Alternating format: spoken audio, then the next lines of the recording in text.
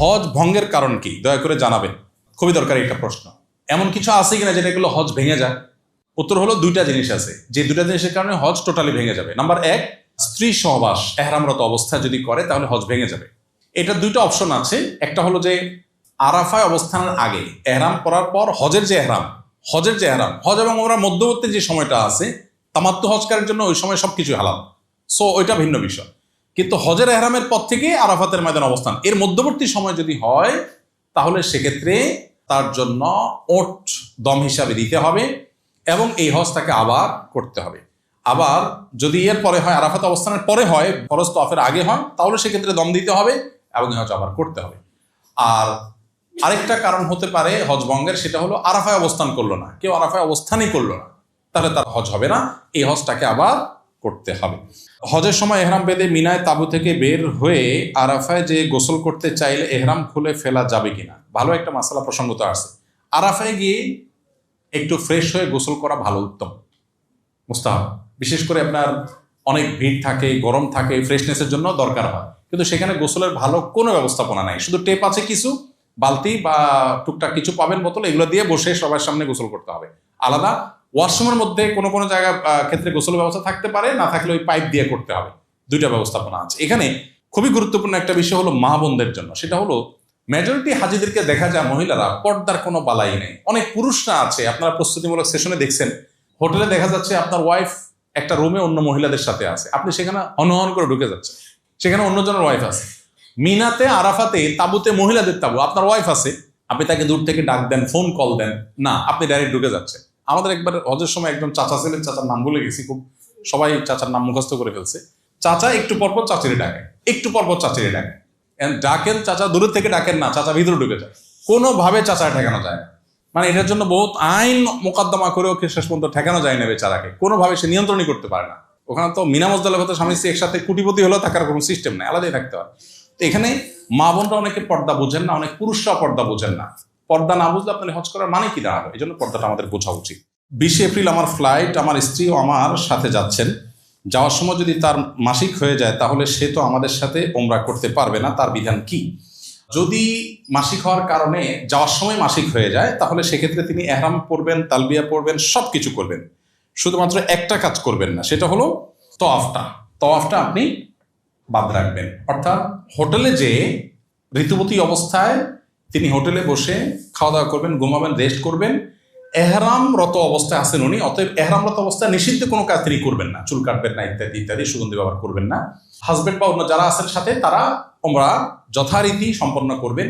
উনি যেদিন সুস্থ হন সেদিন তিনি ওমরা করবেন, বাস। এর জন্য কোনো দম নাই, কিচ্ছু নাই, শুধুমাত্র একটাই জিনিস, ওমরার অবস্থায় যে রেস্ট্রিকশনগুলো আছে সেগুলো তাকে মেনটেন করে যেতে হবে। অর্থ এবং বিভিন্ন কার্ড ইত্যাদি কোথায় রেখে যাওয়া নিরাপদ? খুবই গুরুত্বপূর্ণ প্রশ্ন। সাধারণত হোটেলগুলো সেফ থাকে, তারপরে হোটেলগুলোতে মাস্টার কি থাকে, ওখানে হোটেলে যারা পরিচ্ছন্নতা কর্মী তারা যে কোনো সময় ঢুকতে পারে। এই জন্য খুব ভালো হয় যদি টাকা পয়সা আপনি ওখানে কোনো লকার থাকে, লকার রেখে যান। সব হোটেলে লকার থাকে না, ম্যাক্সিমাম হোটেলগুলোতে লকার থাকে না। সো সেক্ষেত্রে যেটা হয় যে কার্ড বা টাকা পয়সা এগুলো আপনার সাথেই রাখতে হবে। হোটেল রাখতে পারেন, কিন্তু হোটেলে 100% গ্যারান্টি দেওয়া কঠিন। তবে এটা ঠিক যে সিসি ক্যামেরা যেহেতু আছে, কেউ ঢুকলে বের হলে এটা বের করা সম্ভব। আমাদের দেশের মতো না যে সেখানে কেউ চুরি করে পার পেয়ে যাবে। তবে পাসপোর্ট সাথে রাখার কোনো যুক্তি অন্তত তওয়াফের সময় নাই, কারণ হারাবার ভয় থাকে। পাসপোর্ট হারানোর হ্যাসেল এটা তো আর বলে শেষ করা যাবে না, কারণ আপনাকে আউটপাস নিতে হলে এম্বাসি থেকে অনেক হ্যাসেল নিতে হবে। এই জন্য সব হারা গেল, পাসপোর্টটা যেন না হারায়, এই জন্য পাসপোর্টটা রুমে রেখে যাবেন। রুমে রেখে গেলে পাসপোর্ট হারাবার ভয় নেই। টাকা পয়সাটা রুমে যদি আপনি আপনার লাগেজের মধ্যে রেখে লক করে যেতে পারেন সেটা সবচেয়ে সেফ, লকার না থাকলে। আর না হলে সাথে বেল্টের মধ্যে নিরাপদে নিয়ে যেতে পারলে সেটা আপনার ব্যাপার। এরপরে প্রশ্ন হলো বিমানে ওযু এবং নামাজের নিয়ম কি? খুবই গুরুত্বপূর্ণ একটি প্রশ্ন।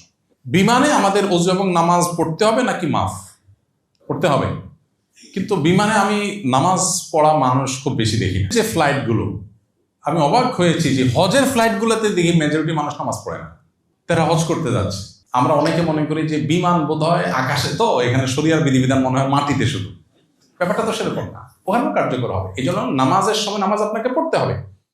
আমি বিমানে তো বটে, এমনকি রেলেও অনেক সময় দেখি নামাজি মানুষ বসে আছে, নামাজের সময় চলে আসছে। কি অদ্ভুত ব্যাপার ভাই, নামাজ নেই? আরে নবী করিম সাল্লাল্লাহু আলাইহি ওয়াসাল্লাম জিহাদের ময়দানে নামাজ পড়েছেন, জীবন মরণ যেখানে, আর আপনি এখানে একটু কষ্ট হবে, একটু হয়তো অসুবিধা হবে, আপনি নামাজ পড়ছেন না। এখন প্রশ্ন কিভাবে পড়বেন? বিমানের সাধারণত টয়লেটগুলোতে উজু করার মতো খুব ভালো ব্যবস্থা থাকে না, এবং বিমানের ক্যাপ্টেনরা বিভিন্ন সময় আমাদেরকে রিকোয়েস্ট করেন ব্যক্তিগতভাবে, ভাই আপনারা মানুষজনকে বলেন যে তারা যেন তায়াম্মুমের মাঠে নিয়ে আসে, বিমানের মধ্যে টয়লেটে যেন উজু করার চেষ্টা না করে, কারণ এখানে নিচে অনেক কেবল টেবল থাকে, ফলে অনেক বেশি পানি টানি পড়ে ফেললে এটা আমাদের সিকিউরিটি ইস্যু তৈরি হতে পারে। এটা তাদের বক্তব্য। আর বাস্তবতাও তাই যে বিমানের মধ্যে উজু করা সহজ বিষয় না। আমাদের মতো ইয়াং হলে অনেক সতর্কতার সাথে করা সম্ভব। আমি দেখেছি, আমি উজু করলে নিচে অল্প কয়েক ফোঁটা পানি পড়ে, সেটা আবার টিস্যু দিয়ে আমি নিজ দায়িত্বে একদম ক্লিন করে আমি রেখে যাই। এটা আমি করতে পারি, বাট এটা সবাই পারবেন না, একজন বৃদ্ধ মানুষ পারবেন না, কারণ ওখানে ছোট্ট যে বেসিনটা আছে ওখানে আসলে কুলি করতে গেলে সাইডে পানি পড়ে যাবে। আবার পাও ধোয়া তো কঠিন, এখন পাও আমি তো অনেক উপরে উঠাতে পারি, এখন বৃদ্ধ মানুষ তিনি তো পারবেন না। আবার অনেক সময় দেখা যায় যে ওখানে ছোট যে কাপ থাকে ওগুলো থেকে নিয়ে আপনার কোমরের উপরে সুন্দর উপরে ধরে পাও ধুইতে পারি আমি, একজন বৃদ্ধ মানুষ করতে গেলে তো পড়ে যাবে, ছোট একটা জায়গা। তো এই জন্য যাদের জন্য ওখানে তায়াম্মুম করার কোনো ওয়ে নাই, তাদের জন্য কয়েকটা অপশন। নাম্বার 1, ফ্লাই করার 1-2 ঘন্টার মধ্যে নামাজের ওয়াক্ত হবে, তাহলে সেক্ষেত্রে আপনি উজু করে উঠেন এবং উজুটা ধরে রাখেন, নামাজটা পড়ে ফেলেন। নাম্বার 2 অপশন, ফ্লাই করার পরেও নামাজের সময় থাকবে, তাহলে ফ্লাই করার পর আপনি এয়ারপোর্টে গিয়ে সব কিছুর আগে নামাজটা পড়েন। ওকে। অপশন নম্বর 3, শুরুতে যে 1-2 ঘন্টা উজু ধরে রাখার মতো সময় না, বরং 3-4 ঘন্টা পরে নামাজের ওয়াক্ত হবে, এতক্ষণ আমি উজু ধরে রাখতে পারবো না, আবার নামার পরে টাইম থাকবে না। এটা হলো 3 নম্বর অপশন। এরকম যদি হয় তাহলে সেক্ষেত্রে আপনি বিমানের মধ্যেই আপনাকে নামাজ পড়তে হবে। মক্কা মদিনা, মিনা, আরাফাত, মুজদালিফায় নামাজ কসর হবে কিনা? যদি আপনি শর্ট প্যাকেজের হাজি হন, মক্কায় 7-8 দিন 9 দিন থাকেন, তাহলে তো আপনার কসর হবেই, আপনি মুসাফির সেই হিসাবে। আর এর বাইরে কসর হবে কিনা এটা নিয়ে ওলামাদের 2টা মত আছে। একদল ওলামাদের মত হলো যে হজের অংশ হিসাবে মিনা, মুজদালিফা, আরাফার সকল নামাজ কসর হবে হজের অংশ হিসাবে, কারণ নবী সাল্লাল্লাহু আলাইহি ওয়াসাল্লাম এখানে কসর করেছে। আর অন্য ওলামাদের কথা হলো যে নবী সাল্লাল্লাহু আলাইহি ওয়াসাল্লাম মুসাফির ছিলেন সেই হিসাবে কসর করেছেন, অতএব এটা পার্ট অফ হজ না, বিধায় যারা ফুল প্যাকেজের হাজি, মক্কায় 15 দিন থাকার নিয়ত আছে, তারা এখানে কসর করবে না, তারা পুরো নামাজ পড়বে। তো এটা নিয়ে ওই যে তাবুগুলোতে ইখতিলাফ হয়, মত পার্থক্য হয়, সেজন্য আমরা বলি যারা কসর পড়বেন, কেউ একজন নামাজ পড়ালেন 2 রাকাত নামাজের পরে, যিনি পুরো নামাজ পড়তে চান সালাম ফেরানোর পরে তিনি 2 রাকাত প্লাস করে ফেলেন, না শেষ হয়ে গেল। আলাদা করে এটার জন্য গন্ডগোল ফাসাদ বা আলাদা গ্রুপিং করার দরকার নেই। দুর্ভাগ্যজনক হলো আমাদের বাংলাদেশিদের তাবুগুলোতে শুধুমাত্র এগুলো নিয়ে গ্রুপিং হয়, আমরা গ্রুপিং অ্যাভয়েড করব। মুসাফির বা শর্ট প্যাকেজের হাজি বা যিনি 2 রাকাত নামাজ পড়ার মতটাকে উপর আমল করেন, তিনি ইমামতি করলেন, তার পিছনে বাকি যারা আছেন যদি কেউ এক্সট্রা 2 রাকাত পড়তে চান সালাম ফেরানোর পরে প্লাস করলেন। বিষয় হলো যে একদল ওলামাদের মতে মিনা, মুজদালিফা, আরাফার নামাজগুলো হলো পার্ট অফ হজ হিসাবে সব কসর, কারণ নবী সাল্লাল্লাহু আলাইহি ওয়াসাল্লাম কসর করেছেন, শেষ, দ্যাটস ইট।